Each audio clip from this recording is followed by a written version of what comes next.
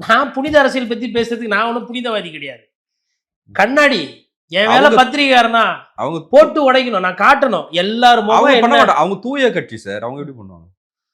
தூய கட்சின்னா இப்ப பரிசுத்த தூயத்துல எது வேவுது வேவாதுன்னு பாத்திர வேண்டியதான், வேற வழி கிடையாது. தூய கட்சின்றீங்க சரி. இப்போ ஸ்கூல் எஜுகேஷன் பள்ளிக்கல்வித்துறையில தப்பு சொல்லி பேசுனீங்க, என்னாச்சு? ட்ராப் அவுட் ஆச்சுன்னு. ட்ராப் அவுட் ஆச்சுன்னு சொன்ன ஒரு 2 மணி நேரம் கழிச்சு மகேஷ் பொய்யாமொழி கிட்ட கேட்குறாங்க, ஆமாம் ட்ராப் ஆனது உண்மைதான், ஆனால் செங்கோட்டையன் அப்போ அமைச்சருன்னு. முகத்தை தூக்கி எங்கே வச்சுக்கிறீங்க? காமெடி பீஸுன்னு டாப்பில் யார்? மகேஷ் பொய்யாமொழி.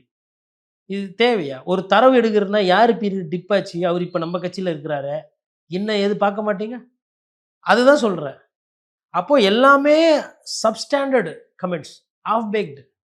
எதனா ஒன்று சொன்னால் சூற விட்டுருவேன், அதுக்கப்புறம் வேறு எதனா ஒரு வார்த்தையில் திட்டுறது.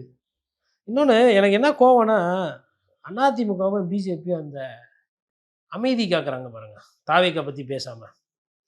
அது வந்து எந்த காரணத்தினாலன்னு தெரியல. இல்லை, எடப்பாடியே ட்ரை பண்ணார்ல, பிள்ளையார் சுழி போட்டாச்சுலாம் சொன்னார். ஐயோ, அவர் ஒரு 10 மாவட்ட செயலர் எக்ஸ்ட்ரா போட்டு 2 மாவட்ட செயலரை மாற்றிருந்தாவே அந்த கட்சி ரெடி ஆகிடுங்க. அதிமுகலாம் வெளியிலேருந்துலாம் வந்து ஒருத்தர் தூக்கி விடணுன்ற அவசியம் கிடையாது. மோஸ்ட் சக்ஸஸ்ஃபுல் பார்ட்டி இன் தமிழ்நாடு ஹிஸ்ட்ரி அதுதான் அதிமுக தான். விமர்சனம் பண்றோமே, அந்த அதிமுக தான் வந்து தமிழக அரசியல்ல அதிக முறையா ஆட்சி கட்டில உட்காந்துட்டு அதிக முறையா ஆட்சியில வாக்கு விகிதாச்சாரத்திலையும் மற்ற கட்சிகளை விட அதிகமா இருக்கு. இதுதான் வரலாறு. நமக்கு வசதியா இருக்குது அப்படின்றதுனால இன்னைக்கு எடப்பாடி பழனிசாமி அவர்களை மலிவா பண்ணணும் காட்டணுன்றதுக்கு அவசரம் நம்ம இந்த வசதியா இந்த ஹெட்லைன்ஸ்லாம் போட்டுக்கிறோம். ஆனா வரலாறு ஹிஸ்டரி ரிப்பீட்ஸ் இட்செல்ஃப் என்ற ஆங்கிலத்தில் சொல்றாங்க. இன்னைக்கு 20% ஏன் வந்துச்சுன்னு தானே கேக்குறாங்க. வந்துச்சு, நாளைக்கு 40% வந்தா வராதுன்னு என்ன கேரண்டி இருக்கு? ஒண்ணுமே. விஜய் மட்டும் வரமாட்டாரு எப்படி சொல்றீங்க? விஜய் ஏன் வரமாட்டாருன்னா இந்த தேர்தலில் வரமாட்டாரு தான் நான் சொல்றேன். விஜய் ஏன் வரமாட்டார்? கரெக்டான கேள்வி, ரைட்டு. சரி, இப்போ நான் இங்க எக்மோர்ல உட்காந்து பேசுறேன். எக்மோர்ல யார் விஜயோட கட்சி வேட்பாளர்?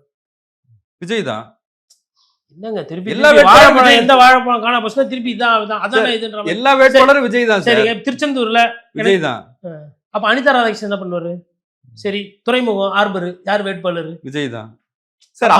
நான் சொல்ல, விஜய் சொல்றாரு. இது மாதிரி போய் வாக்காளர்கிட்ட சொல்லுவாங்க, நல்லா வணங்கப்பா, ரொம்ப சந்தோஷம், விஜயே நிக்கிறாரா, தம்பியே நிக்கிறாரா, விஜய் நின்னா ஓட்டு போடுறப்பா சொல்லி அனுப்பிச்சு விட்டுருவாங்க. 1000 விளக்கு அங்கேயும் விஜய் தான் செய்யாரு. 234 தொகுதி விஜய் தான் நிக்க போறாரு. இப்படிதான் ஒருத்தர் சொல்லி தெரிஞ்சாரு தமிழ்நாட்டில் மோடின்னு சொல்லிட்டு 40 சீட்லும் அப்படின்னாரு.